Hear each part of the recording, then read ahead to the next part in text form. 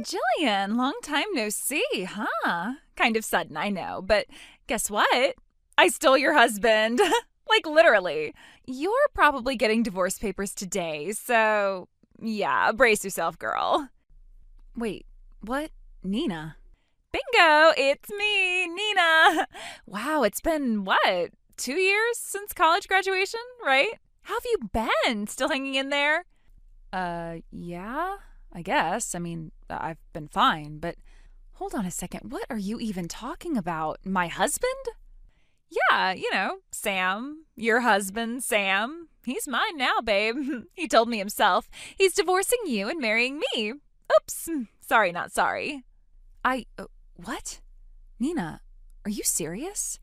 This has to be some kind of joke. Aw, poor thing. I get it. I do. Who wants to believe their own husband got stolen by their old friend? Must be hard to accept, huh?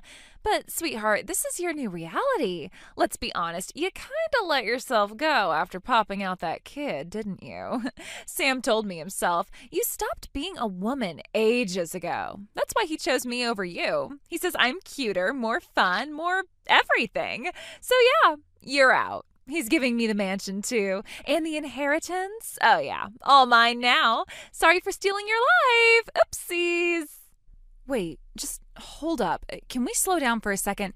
Because I have no idea what the hell is happening here. Could you, back up and explain this from the start? Huh? You still don't get it? Okay, fine. I'll walk you through it since you're clearly in denial. So, it all started at this party a friend dragged me to.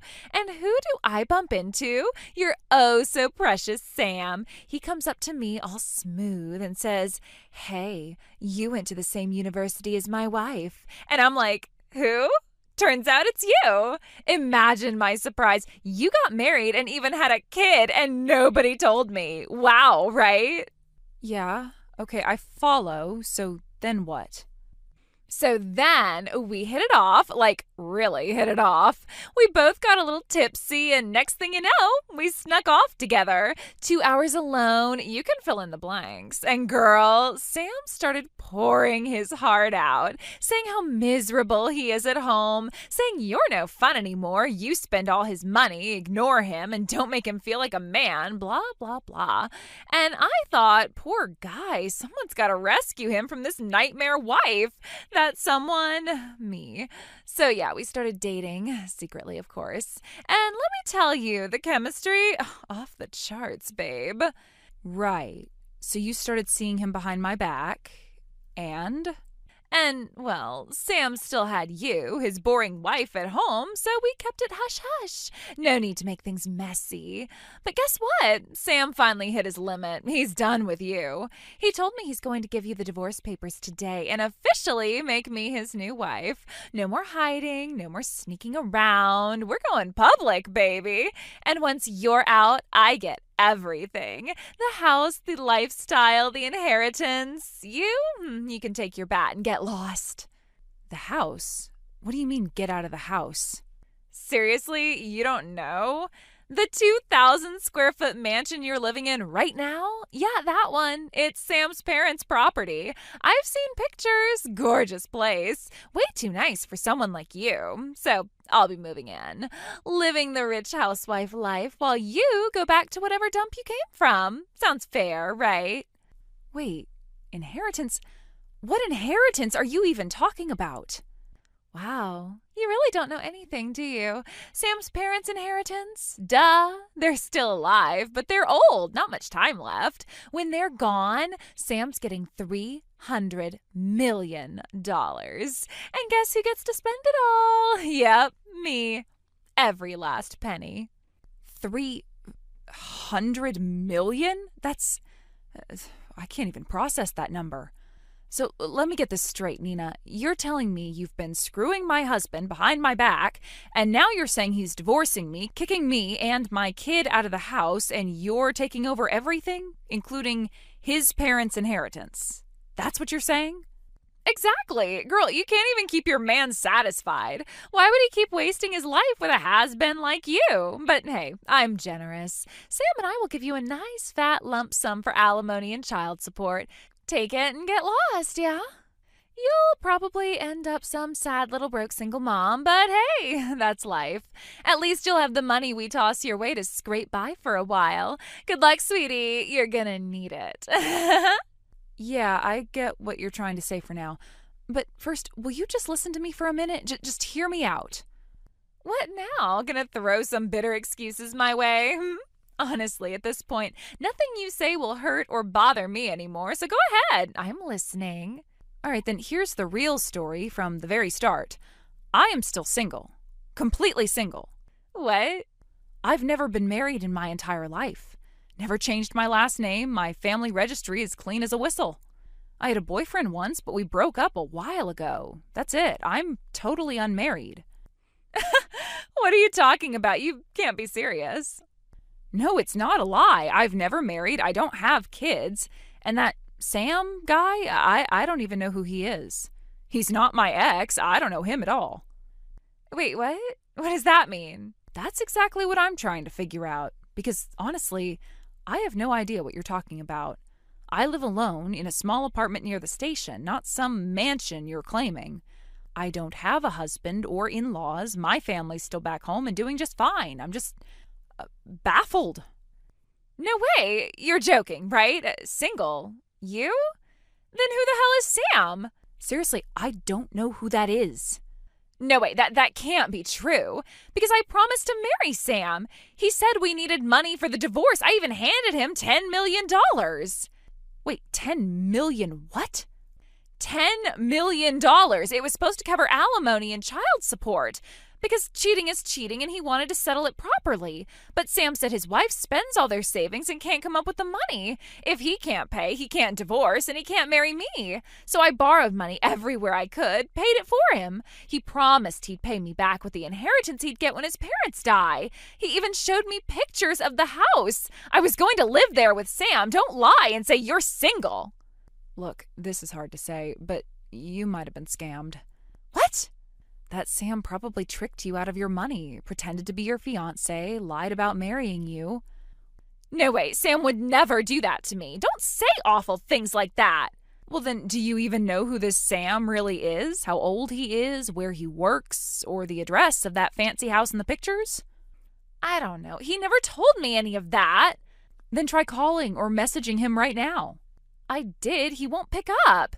And get this, he blocked my number. His phone's off. His number's no longer in use. How could this happen? Looks like he ran off. After taking a ton of money from you, he must have vanished before anyone could find him. It's a classic marriage scam. The marriage, the mansion, the inheritance, all lies. What do I do? I gave him $10 million. I borrowed so much money to get it. If it's all a lie, how am I supposed to pay it back? Well, that's not my problem. You should report it to the police and let them investigate. There's no time for that. I borrowed from loan sharks, too, to raise that $10 million. If I don't pay by the deadline, they'll charge me crazy interest and do terrible things. Help me, please. We're friends, right? Look, honestly, I feel bad, but if you knowingly dated a married guy, that's on you. And then you accuse others? I'm done with this. I'm going to stay away from you from now on. We weren't really close since graduation anyway. Don't say things like that. Please, just lend me some money. Help me. You really need to blame your own foolishness. Good luck with that mess.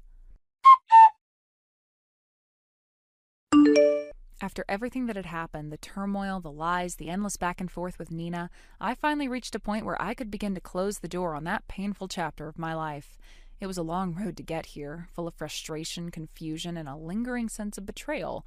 Yet now, looking back with some distance, I can see the whole picture more clearly and reflect on the lessons that situation forced on me, even though I never wanted to learn them. When Nina first started pestering me for money, I tried to be patient. I reminded myself that maybe she was genuinely desperate, maybe she needed a lifeline. But the requests didn't stop. In fact, they only grew more frequent and more insistent. She messaged me dozens of times a day, each one filled with increasingly desperate pleas. I felt worn down, exhausted, trapped in a situation I couldn't control. Eventually, I realized that no amount of reasoning or compassion would change things, so I made the difficult but necessary decision to block her completely. I cut her off from my life without looking back. But the block wasn't enough. To truly protect myself, I went even further. I changed my phone number. I needed to make sure she couldn't find a way back in, couldn't wear me down or guilt me into compliance. That act of changing something as simple as my phone number kind of felt like a rebirth, a chance to start over without the weight of her constant demands pulling me under. It was an extreme measure, but one I know I had to take if I wanted to find peace again.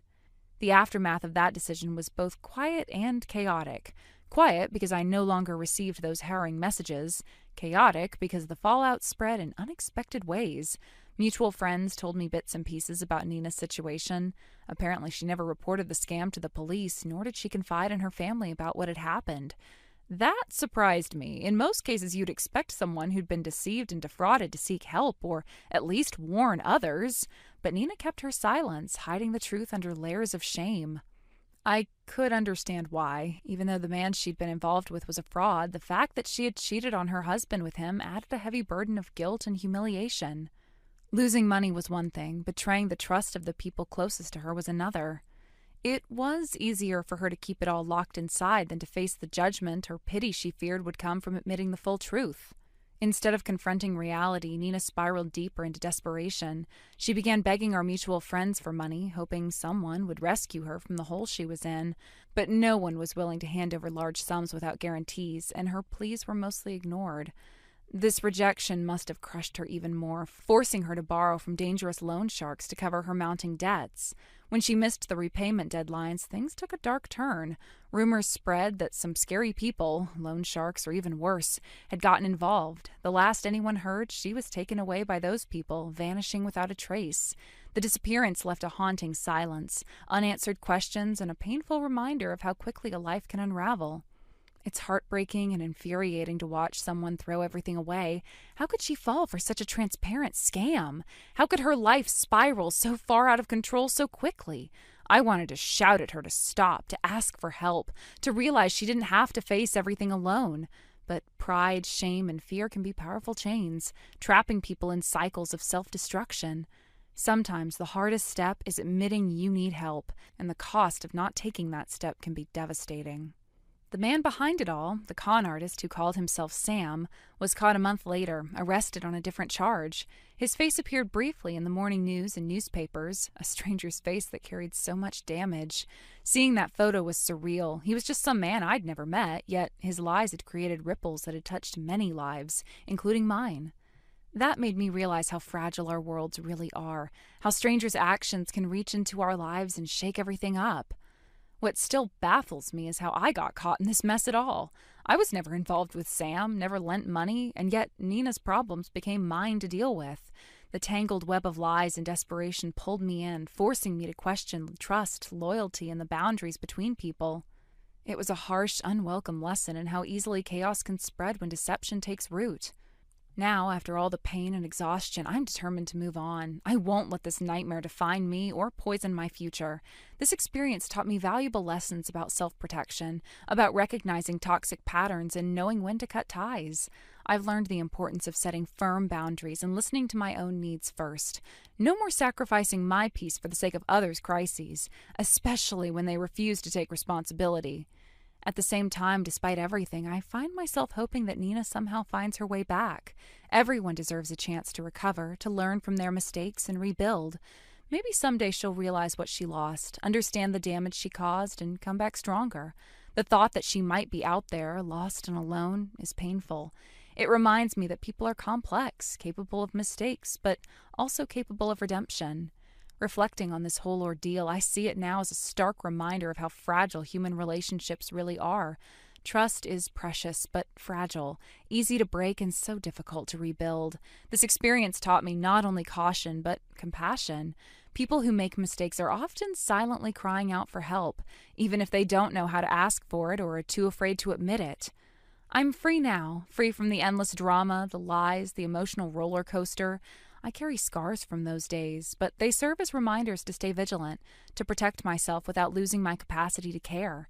No more second chances for people who don't deserve them. No more getting sucked into chaos that isn't mine. This is my boundary, my peace. This painful, messy, heartbreaking ending is also a beginning, a chance to start fresh, to rebuild, and to prioritize my well-being above all else.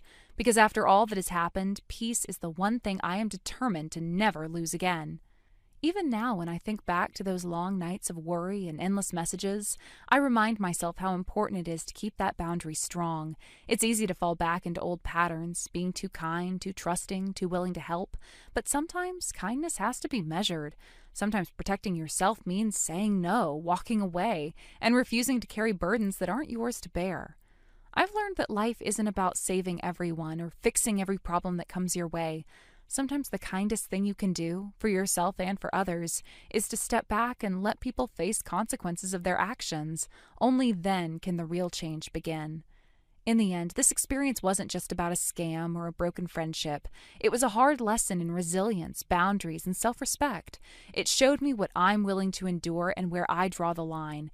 And it reminded me that no matter how painful the past, the future always holds a chance to heal and grow. So here I am, standing at the edge of that past, ready to step forward into whatever comes next, stronger, wiser, and finally at peace. As I write this, the weight of those months lingers like a shadow, a quiet reminder that the scars left behind aren't just physical or financial, they're emotional and psychological too. It's strange how something as intangible as trust can be so easily shattered, yet so difficult to rebuild. Trust is like fragile glass. Once cracked, it never quite looks the same, no matter how carefully you piece it back together. This experience has taught me that trust isn't just given freely. It has to be earned and protected fiercely. Thank you for watching and listening. We hope you enjoyed the video. Don't forget to like this video and subscribe. Also, feel free to leave a comment about what you thought of the story. We look forward to seeing you at the next story. Thank you for watching. Please subscribe and hit the like button. See you next time.